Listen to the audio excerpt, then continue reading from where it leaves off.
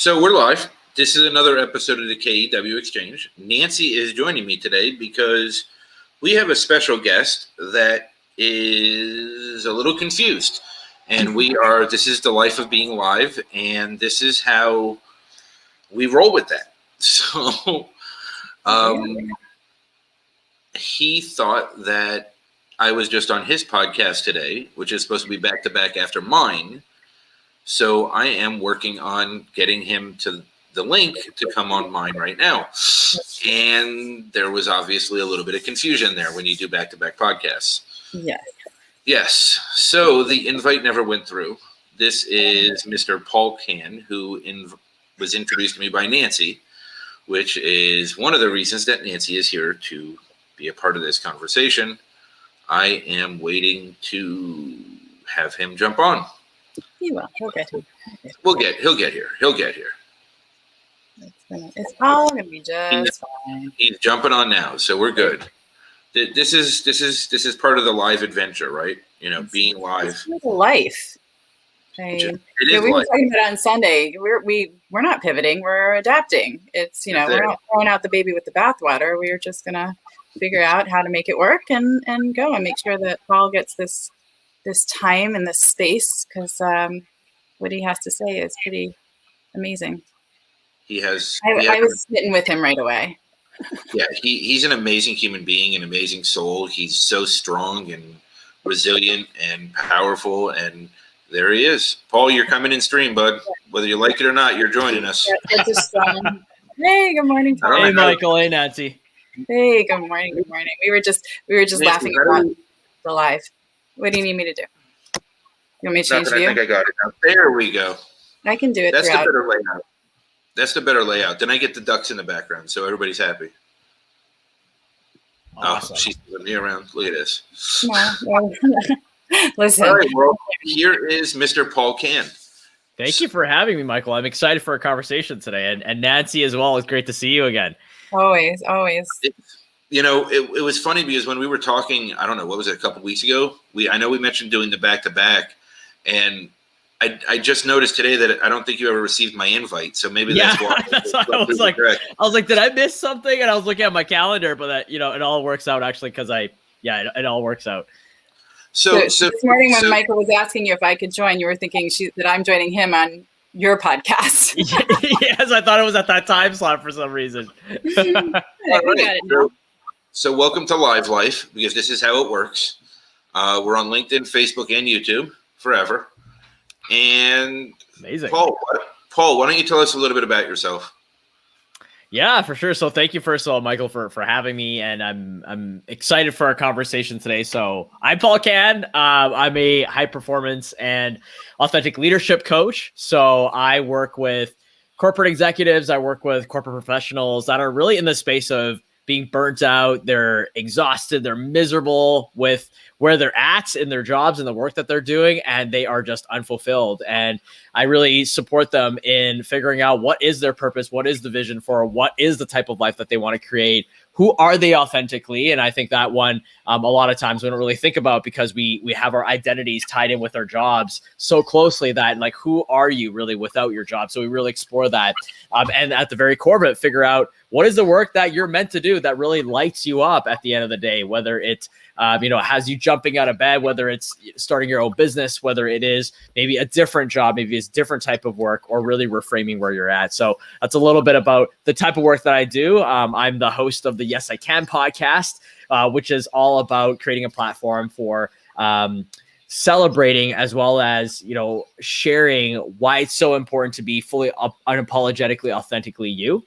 And I've came from corporate myself as well. And so I'm really passionate about, really making a difference in that space. And I'm a keynote speaker, as well as I'm a founder of two different startups as well. So that's a bit about me and the work that I'm up to.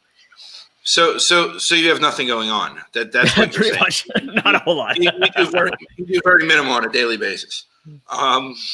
So what do you want to tell the world? What do you want to share from your story? Because I know you have a very valuable story, a very important story, and I want you to be comfortable to share what you want to share, right? Because I think you can help so many people, right? And your resilience, your power, your overcoming, your agility, your ability to push through and grow and evolve through it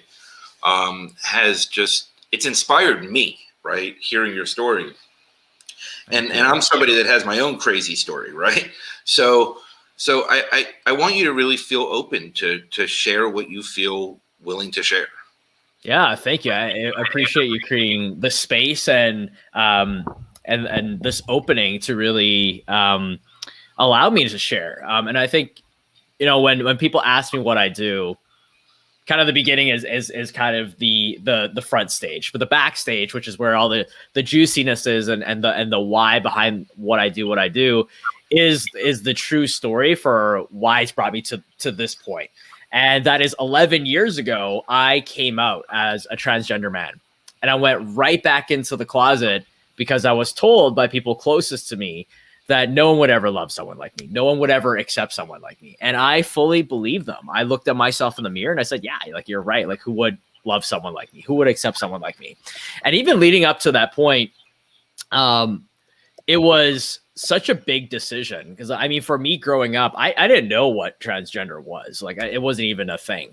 And we didn't really have internet the way that we do now. And I didn't even find out until I was 18 years old. And, I just knew that there was gay and there was straight, and there wasn't really anything in between.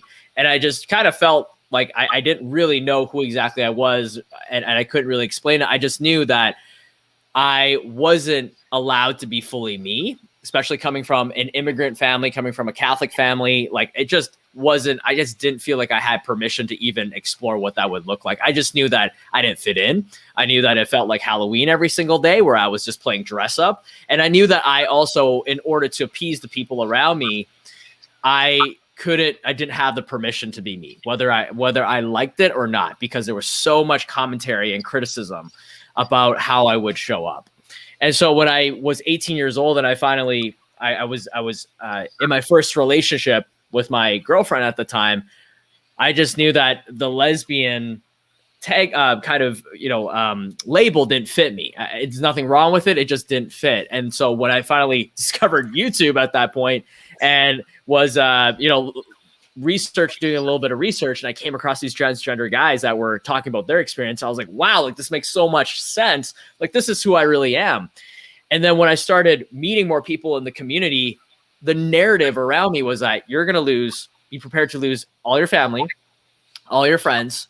People are not going to accept you. It's going to be very difficult from here on out. You're probably probably your family doctor is not going to want to have you under his care. So you got to be prepared for this life where there is a lot of poverty and there is a lot of homelessness involved. And I'm like, wow, like, is this really the price that I got to pay in order to be just fully authentically myself? And at that point, after a lot of struggle, I decided to go through with this, because to me, living wasn't living if I was just pretending every single day to be someone that I knew at the core wasn't.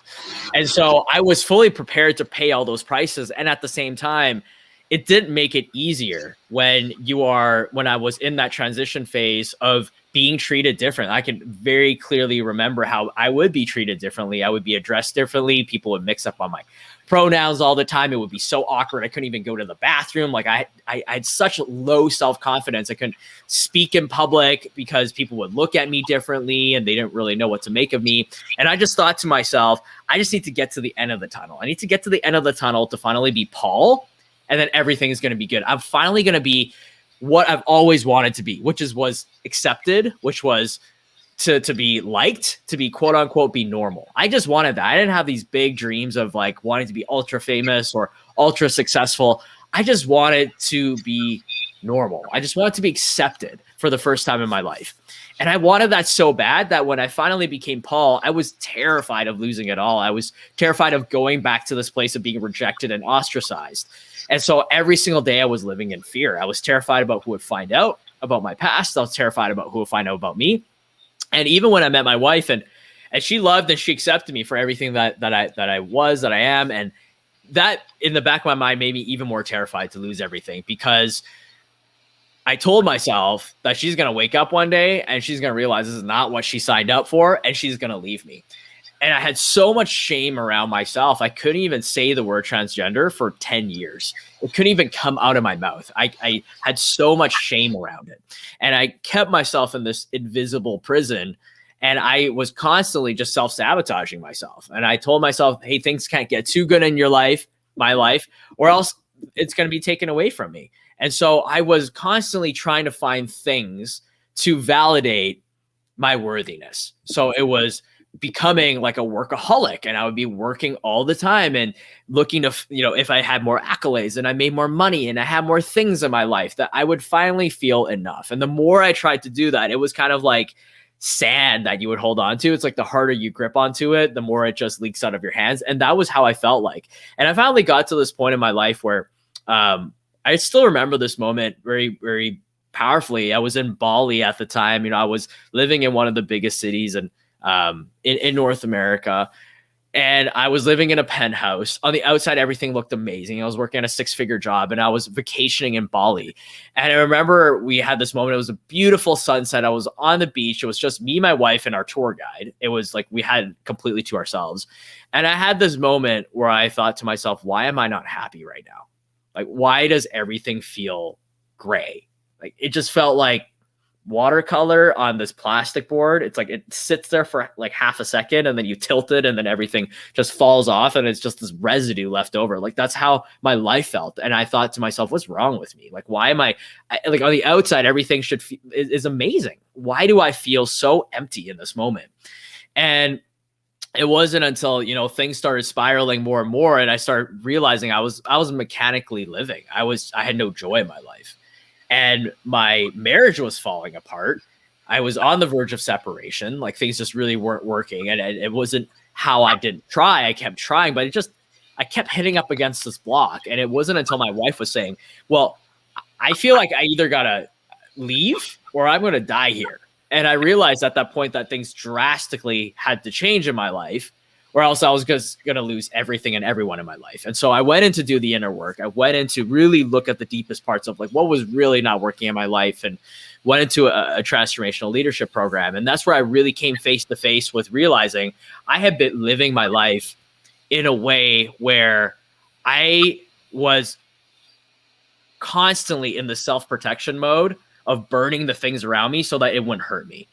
And it was so exhausting not only to live that way, because I stopped receiving love from other people. I stopped loving myself, and I couldn't love people in return. It was this constant fight for survival. And I was so exhausted because I was burning down things in my life. I was constantly just sabotaging it in order to feel like it, to protect myself. And so that was the very first time that I allowed myself permission to accept myself and to love myself and to be just authentically who I was. And when I stepped into that, when I gave myself permission, I realized that by shining, by being this light in my own life, I also shed this light on others as well, to really empower and inspire them to break through whatever was their closet of inauthenticity, whether it was shame, whether it was things that they had been through, trauma.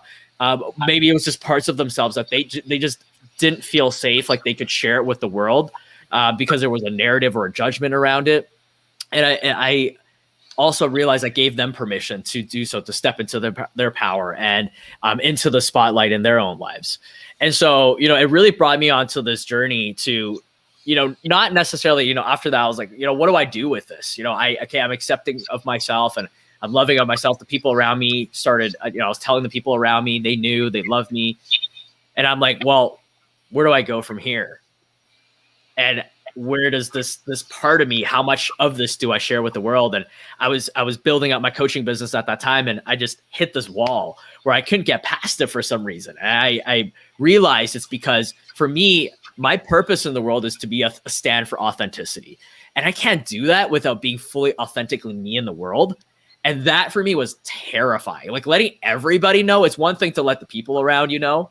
It's a whole other thing to show up in the world as, hey, this is fully who I am, and open myself up to that. And there was just this feeling I couldn't run away from, and I wouldn't let me go. And I was feeling so much unrest. And finally, I realized that, for me to fully embrace my purpose in the world, I had to go through this. That is where I got to go to discover what was on the other side for me. So last summer was when I finally wrote up this post to share my story and put it on all my social media outlets and share with the world that this is who I authentically was. And I was mortified. I was terrified, honestly, of going back to this place of, what if people do reject me? What if people do ostracize me? What if people realize, oh, I don't like this version of Paul. Like, I liked you before, but I don't like you anymore. And I had no place to go. Honestly, I moved to the US and I was in the process of getting my green card. I couldn't even go back to Canada if I wanted. I couldn't go back to escape at my parents' house. I just had to go through this. And it was the very first time where when I pressed that post button, I just cried. I just bawled my eyes out for half an hour at least, because I didn't realize the weight that I had carried with me of not being fully myself, of not having this freedom to be me. And so that's why I'm so passionate, because that has opened up so many doors for me, to even have this conversation with you right now, because I realized the best gift I could have ever possibly given myself in the 30 years that I've been alive is the freedom to be me. And it's not outside of me. It was within me the whole time. I just didn't give myself the permission to do so. I locked it away and I deprived myself from that. And so that's why I'm so passionate about being the stand for authenticity, because when we give ourselves permission to be just us and embrace that and love ourselves for it, regardless of the narrative that's out there or that kind of big, scary, what are people going to think of me and what if people reject me, then we truly unleash the power to be ourselves in the world. So, okay. So that was a lot, right? That was a lot. Took you down a path. There's so much there, but I relate so much to that, right? Because I am so much about being my most authentic, truest, soul-centered self on a daily basis. There is nothing that I hide from the world anymore. Because from me to feel my personal freedom, which is what I describe it as, right? Because there's many versions of freedom, but the one that can't be taken away is my personal freedom. Because that means freedom of any outside circumstance, situation, being trapped 1,200 miles from home, no one around, everything doesn't change anything, right? I found my personal freedom now. And that is living into my truth and my soul-centered purpose every single day, right? And that's what you just described to me. I mean, that's where you're at. And the rise to your adversities is very important, because there's many people that need to hear that part of the story also. But your strength to push through and what you overcame to do it is relatable to everyone, right? Because I never felt like I fit in. I never felt like I belonged. I never allowed myself love. I self-sabotaged everything in my life. I did those same things, right? And then Annie introduced me to Brene Brown, right? And then I did the work. I really went to friggin' work. I stopped asking why. I stopped blaming others, and I did the damn work. I just went to town, and really it became an obsession, right? Just like you said, the escapisms, the workaholic, all those things that, I always got addicted to no matter what it was. I turned that into the work. And I put all my focus and all my obsession and everything into becoming my best self. But it also took me getting to a point where I felt so low and so broken and so empty that no matter what was going on in my life, I was never going to feel it. I was just so numb. Yeah. The triangle gets in the way for Nancy. Sorry, I'm just laughing at it. It's not about me. I was just going to talk, so I figured I should not be this random floating mouth over in the corner. But I love your story, Paul. I mean, it's not the first time I've heard it. I think that it is incredibly powerful, start to finish, being willing to give up, quote unquote, success to live your truth, being willing to risk everything, coming through living in such fear all the time to living in this place of strength and filling your space. And I feel like I'm puffing my chest and putting my shoulders back, to really fully embody who you are is just incredible and powerful and transformative, not only for you, but for the people around you. The question I have, if we have a a chance, and the time is the community greeted you, right, with all the reasons why you shouldn't, right? Everything you were going to lose. And I get that, right? You want people to be quote unquote prepared, but it also had the impact of making you want to retreat further. And so that was 10 years ago, whatever it was. Has it changed, and what would you say to someone who's hearing all that, right? You're already in this place. What That's so striking to me, because I think that is not just your community. I think it's society, right, is telling us. But when you specifically have your community telling you, right, how awful and devastating and this is going to be, and who else do you believe more than people who've been through it? Absolutely. And I think from that perspective of, for the person that the people that told me that, including my own family, the intention I know underneath isn't malicious. The intention underneath is really, hey, we just want you to be prepared, like you said, so that when that happens, it doesn't hit you like a brick wall. Right. And I appreciated that, because it really is, one thing that is really important that I've realized over the years, whenever we are making not only a massive decision like that, like a life-changing decision, but decisions that we make every single day, is one thing that we are not in relationship with is, what is the price that I'm willing to pay?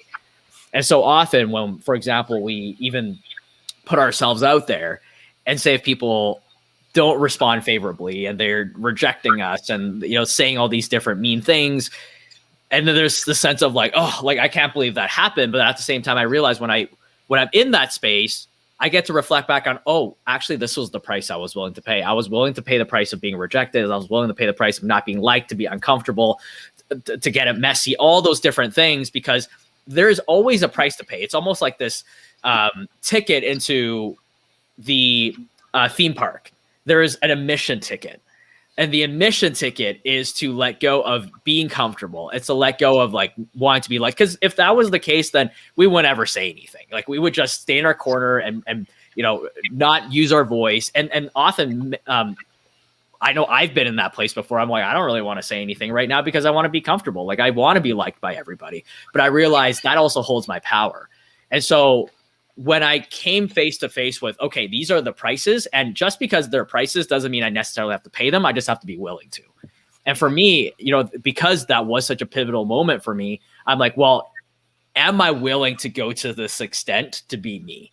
And when I was like, okay, I am, when I stepped into it, I was at peace with it, because that was my decision. And I fully chose it. It wasn't like it was something that was put on me and I was, sideswiped by it. I chose it. And so when I was stepped into that, and it was amazing because like it didn't happen. Like I didn't lose a single family member. I didn't lose any friends. What I realized as well that gets to also happen in this narrative is that is possibility.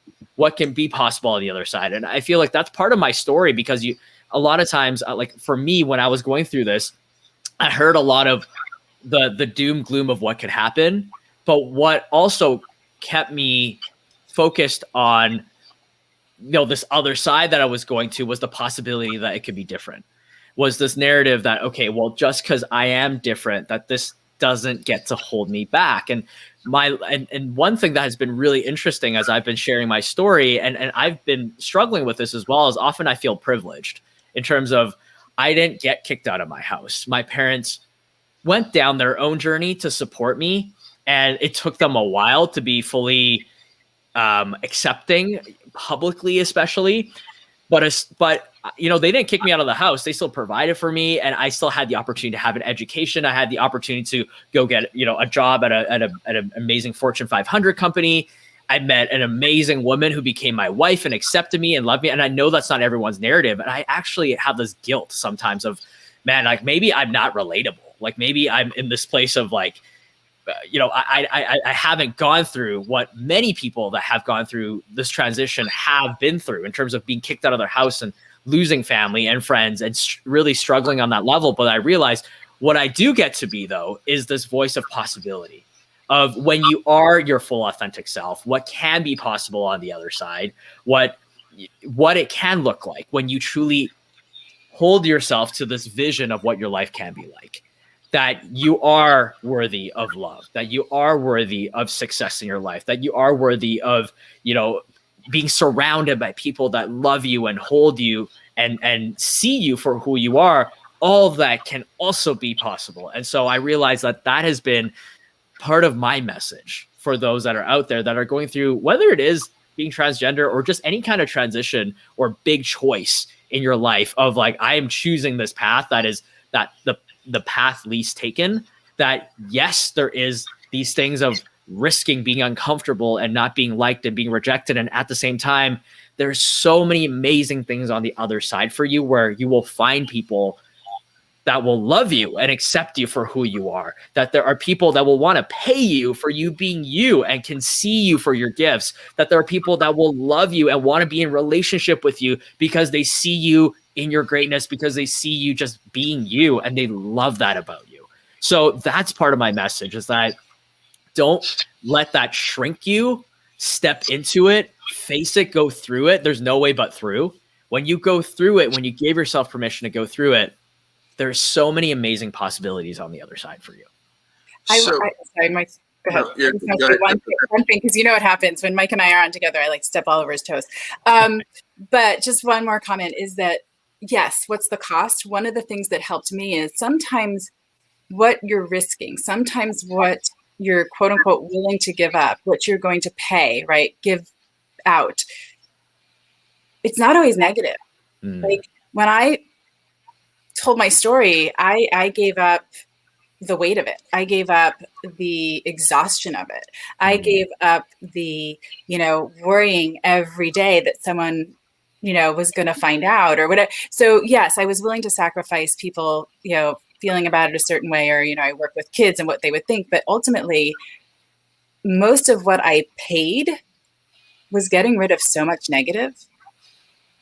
And I don't think I considered that beforehand. And I think it's important when I speak to people now to like, okay, yes, you may be sacrificing A, B, and C, but you also may be unloading all this other stuff. So that we're not just focused on all the negative that can be coming at us because of we're stepping into our true selves. Sorry, absolutely. And what if it could be neutral as well? Right. What if it could be neutral, and that, if being uncomfortable is neutral, and comfortable can be such a great place to be in, because that's where the best growth happens. And if anything, most of us are very uncomfortably comfortable, which we think we're comfortable, but actually it is very uncomfortable to be in that place because we actually want to move forward. We want to grow, but then we're scared. So we're holding ourselves in that place. And what if rejection and not being liked actually isn't about you? It's about them. Right. What if it's actually neutral and that it doesn't take away from you at all? And what if we let go of needing to be liked, needing to be accepted, or needing to have people agree with us? What if we just came from this place of speaking our truth and knowing that is the only intention, is for us to be fully ourselves in the world, and that naturally from that there will be people that will like it and people that don't like it, and that's okay. And I think there's people that like it and don't like it either, right? So it's all the same. Exactly. You can't appease everybody. Go ahead, Mike. Sorry. So I want to say something, right? Like, I'm a 41-year-old white male that pretty much makes me vanilla in this country, right? Like, I'm the least labeled person probably that exists, right? I'm straight. I was married. I have 3 kids. Like, I'm right. And I promise you, every single emotion that you felt, I felt too. All that blame, shame, and guilt, all that doubt, all those insecurities, all that, what do I need to sacrifice to move into myself? For me, I needed to be in a position to almost lose everything again, right? I needed to go to the utmost extreme to fully believe and find myself. And, isolation, like I've had it for the past 13 months, is what forced that.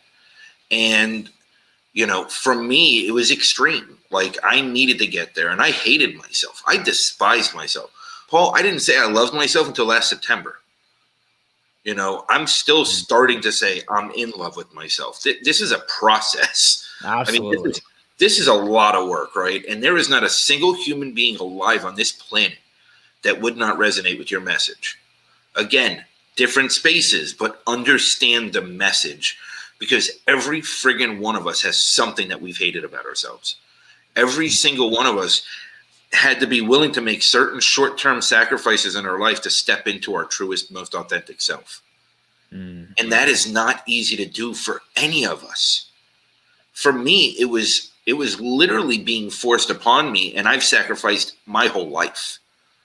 Like, I literally had to sacrifice anything I formerly knew to have enough strength and faith in myself to be able to push through it, right?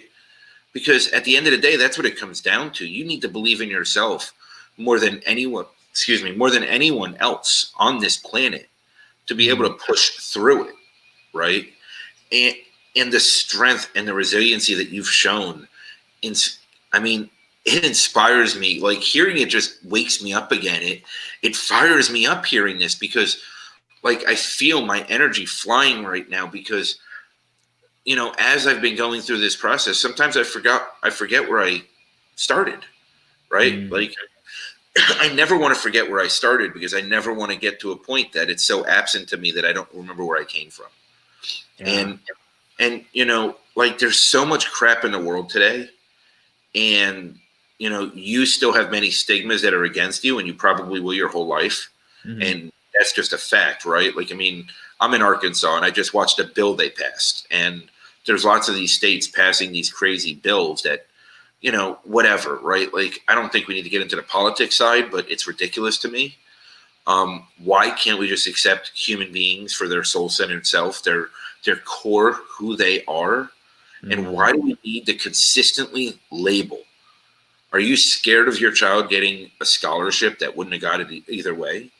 Like, I mean, what are you really worried about? What is the fear that is driving these decisions that can really destroy others? And I feel like people are just blindly saying yes. They're just blindly voting for things. They're just blindly doing things because everybody's scared. Well, what are you scared of? Like, what are you really scared of? Right? I think one thing that you said that is so key. There's many gold nuggets as you were sharing that came up for me, and one was doing the inner work. It takes a lot of work to get to this level of awareness of why we are showing up and acting and thinking the way that we do. And a lot of it, like you said, is coming from originally like when you think about like the iceberg, right? Like what's conscious and subconscious, a lot of times 90% of what we do, over like 90% is completely subconscious. We don't even understand why. Like you said, why would we vote for certain things? Why would we react a certain way to certain things?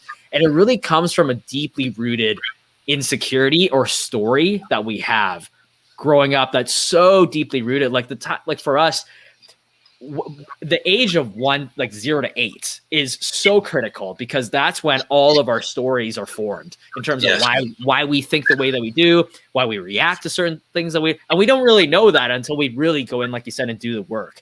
And a lot of times there's so much fear in society. There is also a lot of these stories we've created about others, like the other, like in terms of why they are the way they are and how that affects us. And there's like a very visceral feeling that comes with this, when we think about these other people that we feel like we're either threatened by, or there's something that they are directly challenging. Like, if anything, they are threatening our very comfort zone. That's what it really is. And it's so uncomfortable because we are so committed to being right. Like, I'm so committed to being right all the time. And when someone is putting me in a space where I have to question whether or not I'm right, you have to have done a lot of work to be so aware of when that comes up, to allow yourself to let your ego die. Like, our ego is so strong. And to be in a place where we are willingly allowing ourselves to let our ego go and not have to be right about everything requires an extreme amount of awareness. And most people don't. We are in this, when you think about it, the society is in this like drift of like autopilot.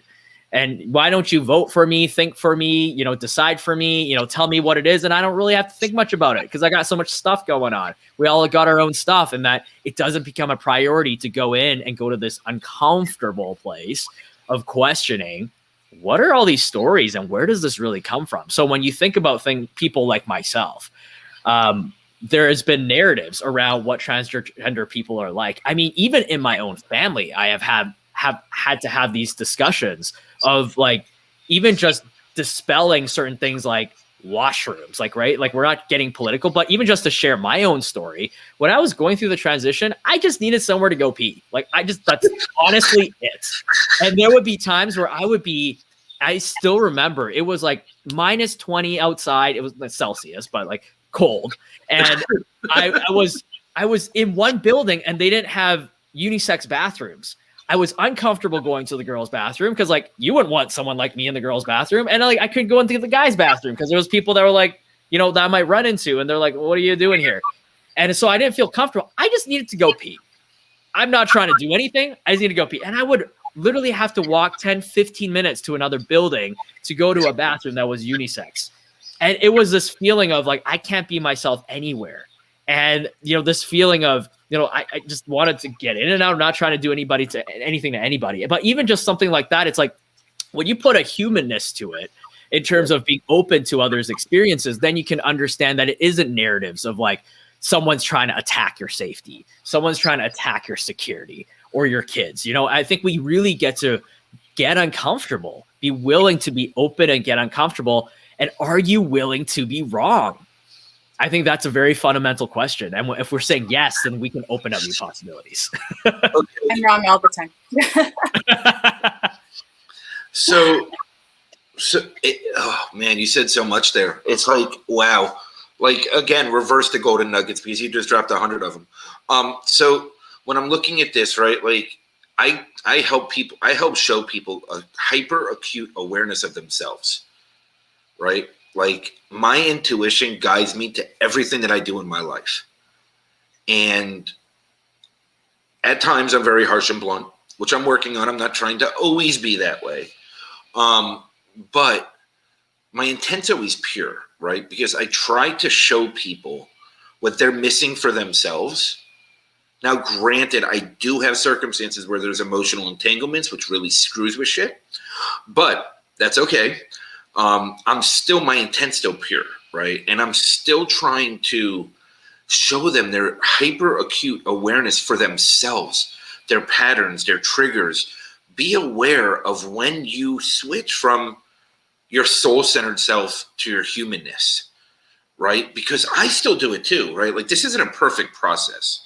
I still make decisions based on my human self, and I really live to regret them very quickly. Very, very quickly. My humanness, my ego, like you said, my ego gets in the way on the human side.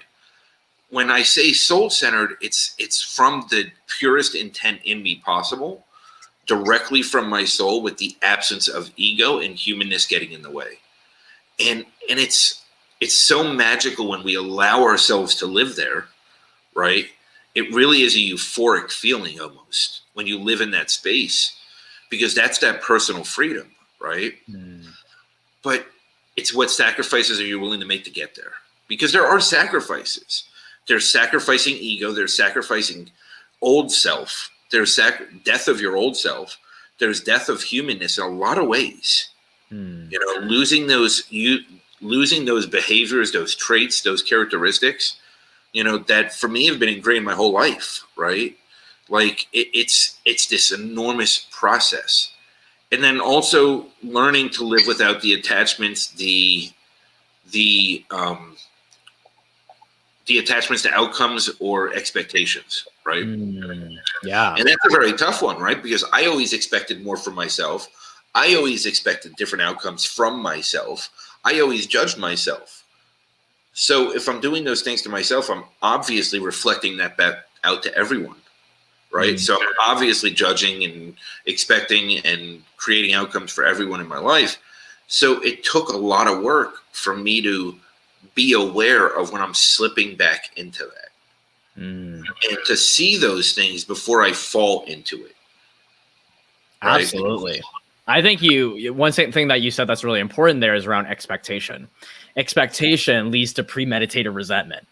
And that's whenever we get to this place of being resentful or we're bitter about things because we had a certain expectation, like you said, of ourselves, of other people, how it should look. And when it doesn't, then we get upset about it. And like you said, this journey to getting to a place of being neutral and letting your pride go and your ego go, it is this continual journey. I still screw up all the time. Like, ask my wife. Like, we'll get into, conversations where I'm like, oh, I really shouldn't have gone there. And then I did. And then now it's like a bit of a train wreck. And now I got to reverse it. So like, it's one of those things where it's messy. It's a messy journey. And it is never like, I have arrived and like things are amazing now. Like, you got to be this like master guru, tons and tons of years of work to even get to a place where, it just becomes a way of life. But like you said, it requires continual awareness, intention, and it requires a lot of work. And most people are not willing to do the work because it requires work. It's uncomfortable. Right. We have to be wrong. We have to like blow up all of the, beliefs that we had about ourselves. We have to stop expecting things. Like, it's like, how do we even start from that place? But it's so important as well, because imagine if we could show up in a way where we don't have this expectations of ourselves. We don't have expectations from other people, that we're open to possibilities, that we're open to being wrong about things and learning and growing and stretching. Like, there would be so much incredible progress. Like, you think about the conflict that happens every single day between families and coworkers and the workspace and between businesses.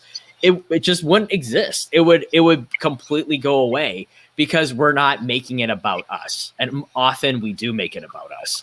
It's about me first before you, instead of, well, how do we create a space where I don't have to win at the expense of you. I don't have to I don't have to do well in my life and create results at the expense of you, that we can create it all together.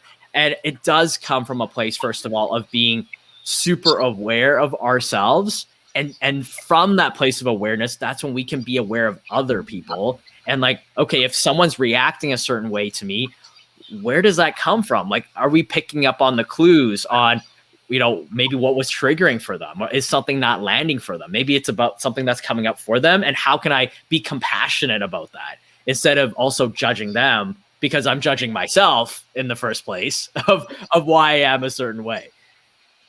And I think that awareness allows us to separate ourselves from others, like you're saying, right? This isn't about me. What am I getting from them? What are they getting from me, right? How are we all contributing to this situation? And to be aware that, there's at least 3 people in a 2-person conversation, right? There's yours, there's mine, and then there's some nebulous piece of truth or society or some other voice that comes into that conversation. And the more we can be aware of what we bring to the table, both our strengths and our places of challenge, the more authentic our communication comes, the less conflict we have. We're more curious and less judgmental. There's so much that can happen in that space. And Paul, you're brilliant. I could listen to you speak all day, and you have the wisdom of a million lives lived that you're sharing. And I'm so grateful for that, because your voice is so important and it resonates, and you are amazing at expressing exactly what's going on in a way that I can feel every bit of it and relate to every part of it. So I thank you always for sharing. Thank you. It's always a really a privilege to be in this space with you.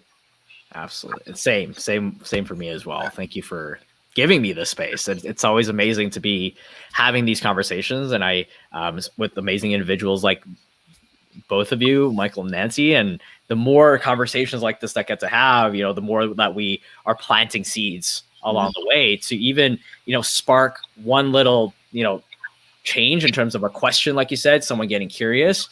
It can completely change the trajectory of someone's life, or, the ripple effect of the lives beyond that person as well. So thank you for creating these platforms to open these conversations. Look, I mean, I'm all about putting the truth out there, and everything I do is at the rawest place possible. And I want people to understand how they can bounce back from it. Right. And you're like a living embodiment of that. It is you. It's who you are as a human being, right? As a soul essence human being, you're living your soul's purpose. Like, you are inspiring daily. And my purpose is to amplify that as much as possible. Right. I want to sing from the rooftops about you so that you can go everywhere and sing on your own. Right. Like, that's what I want to do. So Carl Sean Watkins has a podcast. He's going to reach out to you. I just spoke to two other people that have. I just spoke to two other people that have it. They're going to reach out to you. Amazing. Thank you. I have about 7 or 8 others that I'm introducing you to. Thank you. Your story, your story is so tied into what me and Nancy talk about all the time. Nancy and I, whatever, who knows? My grammar's atrocious. I have Grammarly, so it's okay if I speak wrong. Until Grammarly fixes the speech that comes out of my mouth, which will probably happen at some point. For now, I'm okay with it. It's like it resonates with everything we do. It's the living embodiment of everything we believe in. We've talked about in all the work we've done and what we've overcome. You know, and there's a community that you can reach that we can't reach, right? You know, and it's just everybody's voice deserves and needs to be heard. And we need to level that, because to get rid of any ism is purely sharing perspectives in a safe, open environment so that others can be aware of what they don't know. Right? Like there's a group called Humans First. I really want to introduce you to them also, because I feel like you would resonate with, you would fit right into what they're doing globally. Right? So I'm going to introduce you to some of those people also. Thank you. I mean, you're such in flow with yourself. Your energy is flying. Your aura is amazing. You're fully embodying everything that you are. And you're really just trying to help as many people as possible. And it's just such a beautiful thing, right? Like, I didn't think I was lovable. I didn't think that I deserved love. I didn't think any of those things. I mean, I was telling Nancy before we went live, I used to shower in the dark because I couldn't even look at myself, right? Like I hated myself, right? And as I'm going through my healing journey, and I'm going through, now I'm doing, you know, different healing and different levels of healing and just keep going. But it's funny because I'm going memory by memory, and there's different names for it, and there's different ways people describe it. And I'm just trying to infuse it with love and heal myself and little Mikey, whatever anybody wants to call him, whatever. And, you know, as I'm doing this right now, I'm stuck all behind the year of 8. So it's really funny that you said 0 to 8. Now, I had lots of very strange traumatic experiences before 8, different than most people probably, because I was also spiritually awake, and I've been awake, and I'm an empath, and I'm a healer, and I'm clairvoyant, and all these abilities came out when I was 4.5 years old. So it put me in another place to not be accepted. And then I was adopted at birth, and that always made me feel, you know, which I never thought that I had that, but apparently these abandonment issues are huge, right? Like they're enormous, right? Like I used to hold on to relationships that were so horrible for me just because it was all I thought I deserved, right? Like, I mean, my marriage is a perfect example, soon to be old marriage, but like I didn't want to let it go because I didn't think I deserved better. I didn't think, you know, I used to blame it that I want to keep the kids safe, right? I was scared I'd lose the kids. I was scared, all these different reasons. But the good news is it led me to where I am today. And I take pride in all those things I went through to get where I am today, because it means that much. And I needed to go through those lessons. I needed to experience it exactly the way I did so that I could be of most service to those around me. Absolutely. And I love that you shared that just in terms of your journey to self-love, because I really think it is a continual lifelong journey of self-love with yourself. And I relate, you know, even to your story of what you've shared there, Michael, around loving yourself, loving your body. I mean, for myself, it took a really long time, and I'm still on that journey of loving myself and my body. I always looked at myself like I'm fat, I'm out of shape, I'm not this, I'm not that. And I was meeting people as well that really perpetuated that story, but it really was just my own voice to myself. And, you know, I found myself at a point where I was in the best shape of my life, and I was working super hard for 3.5, 4 months to get abs, to get a 6-pack. And I finally did. And I still didn't love myself. I still looked at myself as out of shape and overweight. And I still only saw all the little things that weren't perfect.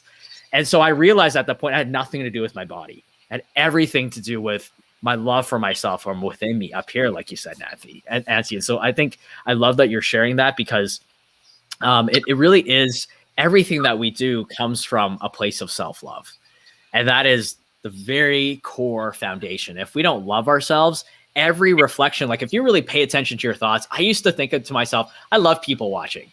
I would go to the gym and I would people watch, but I was so judgmental. I'd be judging every person. And it was because I was judging myself. I looked at this one person. I'm like, ugh, so repulsive, blah, blah, blah. And it was because I had that narrative about myself. Yep. I looked at myself that way. And so when we come from a place of self-love, when we get to the very core of it, every conversation that you're having about other people is the exact conversation you're having about yourself. Mm-hmm. And so until you address that, nothing will ever be good enough. No one will be good enough because you view yourself from that place. So I love what you shared there because it is so important to A, recognize that, and B, be willing to be on this journey to heal all the different judgments and that we have about ourselves. And from that place is when we start loving ourselves, when we just start focusing on that piece, people around us become more beautiful, things around us become more beautiful, and all of a sudden, nothing actually changed, but then everything feels transformed. But it's because you are transforming from within, from the inside out. And that's the thing is when we are making that judgment, we're comparing ourselves to others. Yes. Right. That place of, again, we give ourselves this like BS report card all the time of where we stand compared to others. And, it's so easy to then fall short ourselves and then judge other people, which gets us nowhere. I love this conversation because it's 3 different people who experienced having to learn to love their body because of different reasons through different ways. I was anorexic and hated my body, and because of my abuse, I wanted to punish my body and I wanted to disappear. And, you were struggling with, being in a body that just didn't, I can only begin to imagine, right, what it would be like to wake up in a body that just didn't match anything a single cell in your body felt, and with Mike, with all of the trauma that you went through, just abusing your body, right? It's not even just the physical way. It's like, how can we abuse our bodies? How do we get to self-love? How do we just even start with the fact that, okay, well, maybe I don't like my gut, but you know what? My heart beats every day and I don't need to think about it. I breathe every day. I don't need to. When I'm asleep, everything is still functioning. This body is amazing. And who am I? My fucking ego to say it's anything less than perfect. And your body listens. Yes. Our bodies listen to our narrative of ourselves, like you said, of this hating our body and hating these parts of us. And the more we do that, our minds listen to it, our energy exudes that, and we start creating all these experiences. And you only gather the evidence to match that narrative. You don't see the stuff like you were saying, and it's so insidious. It's so deeply insidious. I agree.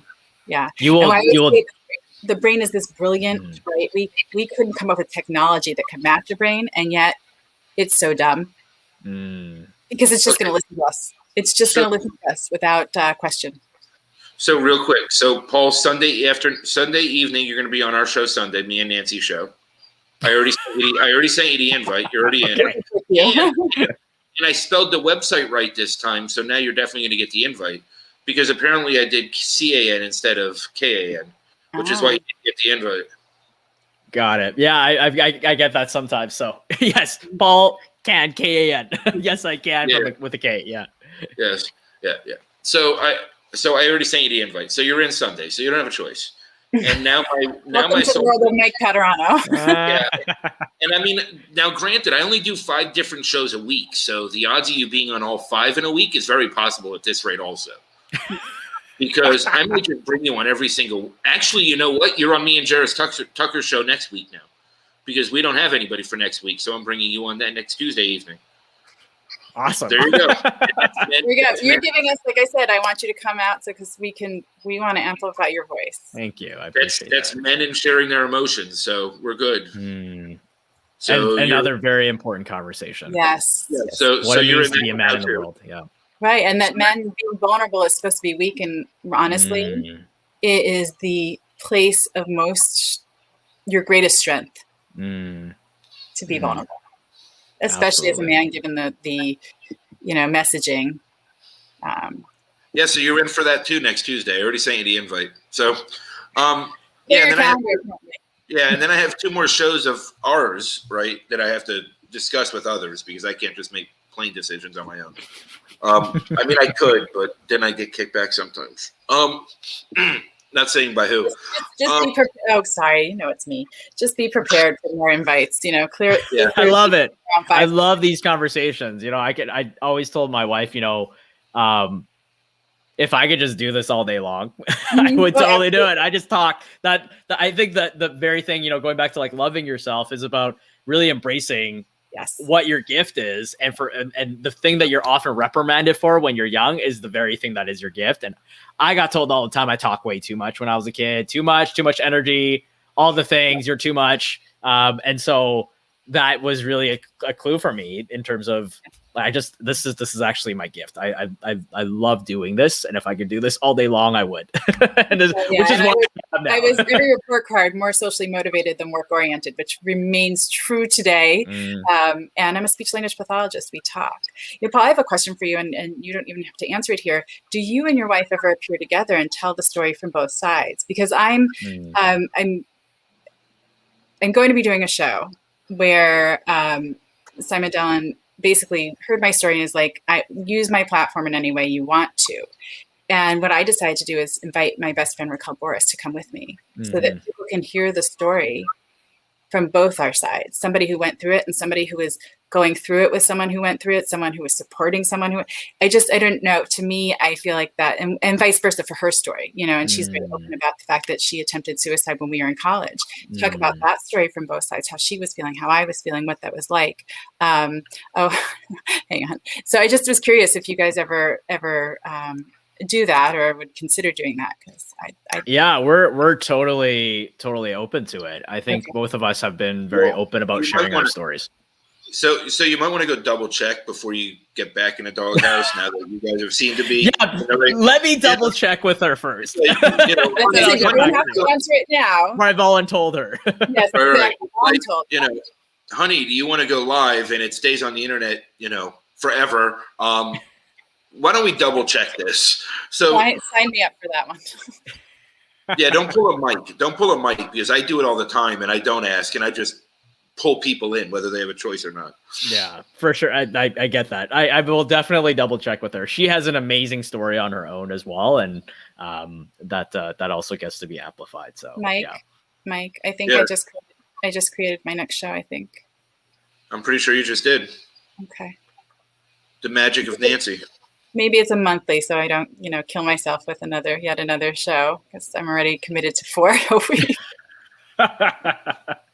So, but yes, Mike and I will talk about that. Paul, I am going to amplify your voice in any way I can find possible. Your story is so powerful. It is not just about you, but it's a community that is so underrepresented, so misunderstood. Yeah.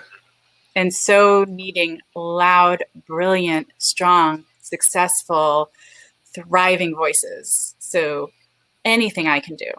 Thank you. I really appreciate that. Yeah. And that's definitely a big part of my mission this year. My focus is really to amplify my message, amplify my voice. And I think the thing that is very important as well, that I'm also really looking to create, is this bridge between the narrative as well as the different possibilities of what it really means to be just you and being a voice within a community. Because I remember when I was first on this path that I didn't want to be just Paul the transgender man. I'm like, I feel like I have so much more than that. And what I realized is that being transgendered, it is this part of me, but yet it's not all of me.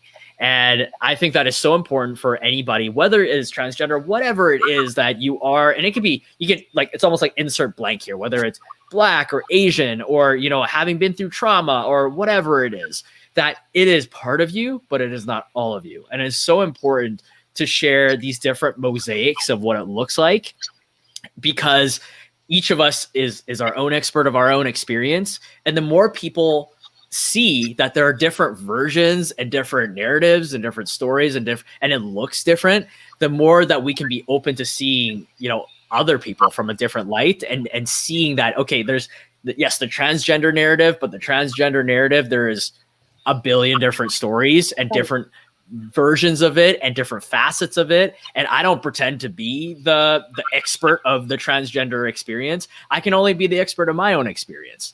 And so that's really what I try to really exude and exemplify in being my most authentic self, of that. This is my message of what I'm sharing for what can be possible out there from my perspective. Right. And it's funny because it kept me for a long time from talking, because my thing is, I don't have a degree in psychology. I don't have what I have is the expertise in my experience. I know my experience inside out and backwards, and that's all I'm offering.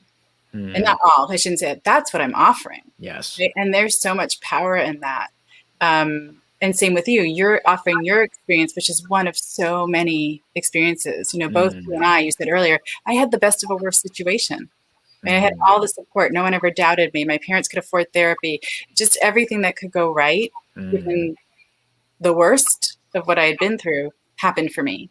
But for me, that's why it happened for me, is so I could be here now with a voice, giving permission, having the conversation, telling people, come on, come in, sit down, feel uncomfortable. Feel uncomfortable. It's okay. And I've said a bunch of times, I'm going to be known as the woman who changed the narrative on sexual abuse. So that's powerful. That's it. It's got to change. So, but yeah, it's so powerful. What you've done and are doing, and your mission this year is beautiful. Thank you. Yeah, I mean, you're about to get a ton of LinkedIn messages, so just know that. I love it. Let's make a list of people. I'm open. I mean, granted, I need at least a 5-minute break before we record your show, just because I need to eat and pee and go smoke. But it's going to happen. So I don't want to end this episode, but we have to. And now I think there's we're doing part 2 on Sunday, right, Nance? That's true. Yes, he's going to be on our show. He doesn't have a choice. He has no choice, so it's already done, and he's on next week's Tuesday show. He doesn't have a choice for that either. I don't have a lot to say in that one, but I feel like I have a little bit of pull in the Sunday one. And you do. But you already put it in the comments, so I already sent him the invite. No, I'm saying I can make Sunday happen for sure. You also have a say in the Thursday one, because I'm scared of you. So that's on you. I'm rather intimidating, yes, from my bed in Los Angeles. It's very yes. I love it. But yeah, I mean, yeah, I can't say enough. I'm fully here to support you and help you any way I possibly can. And thank you. I really appreciate that. I will help you get your message out there. I might even make you your own damn show. It's writing exactly what our show is going to be. I have the show for Paul and I, exploring the human experience. So you just threw Raquel to the curb? No, she's another thing. She's another miniseries. She and I are talking about something else.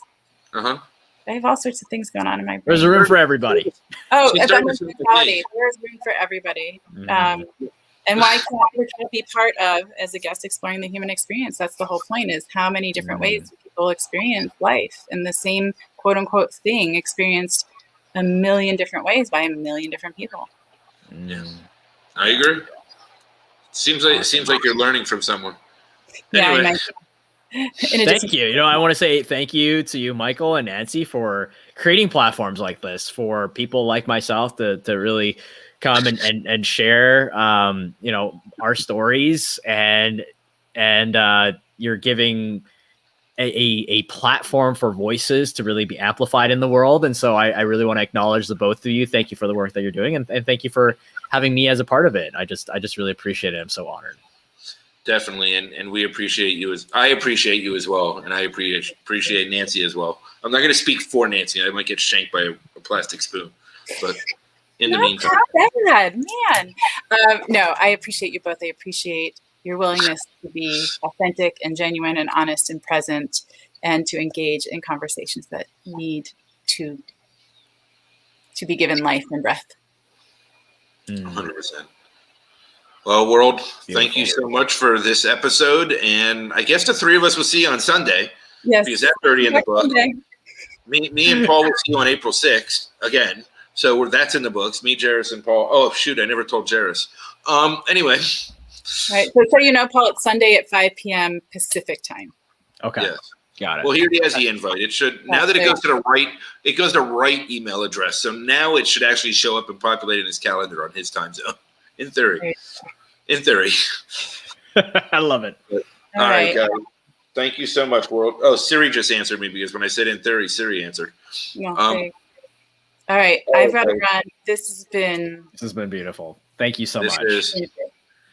All right, I'm going to hit end because we'll never hit end if we keep saying thank you and appreciate it. Thank you. Thank you. Thank you.